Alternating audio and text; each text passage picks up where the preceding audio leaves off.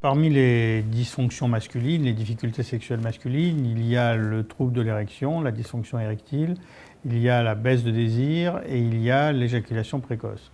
Ces trois facteurs-là, ces trois symptômes-là existent de manière assez régulière chez l'homme en fonction de l'âge, en fonction des situations de couple, etc.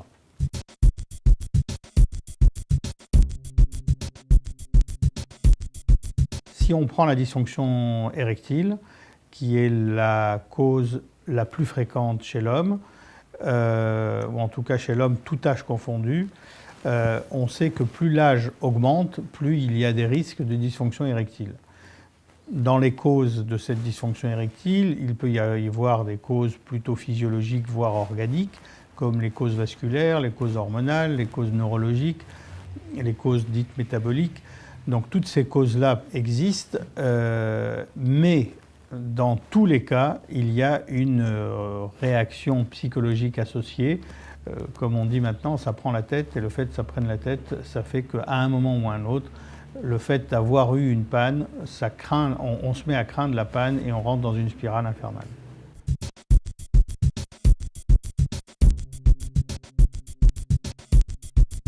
Pour la dysfonction érectile, les facteurs de risque aujourd'hui, puisqu'on a pu considérer que la panne érectile répétitive, l'absence d'érection répétitive, aboutit ou est un facteur, est un symptôme d'alerte, quoi. Tout simplement parce que les artères caverneuses, c'est-à-dire les artères qui arrivent au niveau de la verge, sont très étroites, et que donc si le sang circule mal, c'est que cette artère est bouchée, et si cette artère est bouchée, c'est que d'autres artères plus grosses peuvent être bouchées. Et l'artère qui est plus grosse, c'est par exemple l'artère humérale, c'est-à-dire celle qui nous sert à mesurer la tension artérielle quand on prend la tension de quelqu'un. Et donc si cette artère humérale commence à être bouchée, la tension va monter. Si la tension monte, il y a un risque cardiovasculaire pour ce patient. Et l'autre artère plus risquée encore qui risque de se boucher, c'est l'artère coronaire, celle qui déclenche l'infarctus du myocarde.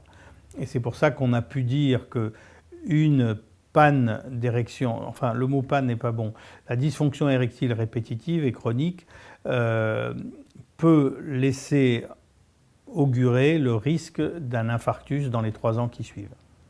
Donc, raison de plus pour s'occuper de manière sérieuse, entre guillemets, de ce problème-là. Ce n'est pas qu'un problème de bagatelle, comme on dit, c'est quelque chose qui permet de voir l'état de santé.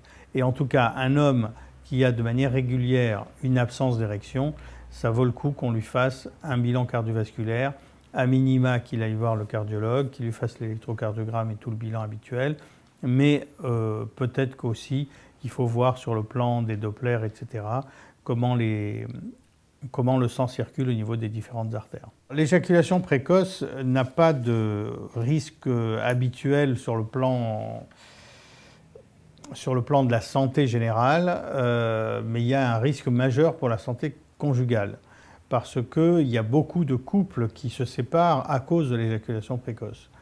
L'éjaculation précoce, c'est 1 homme sur 3, ça survient chez des hommes jeunes, qui fonctionnent habituellement bien sur le reste, c'est-à-dire au niveau du désir, au niveau de l'érection, mais qui ne fonctionnent pas bien au niveau de l'éjaculation et de la durée de l'éjaculation, donc c'est-à-dire de la durée du rapport, donc de la satisfaction de la femme.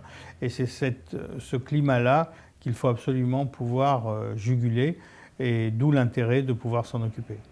Sur le plan du désir,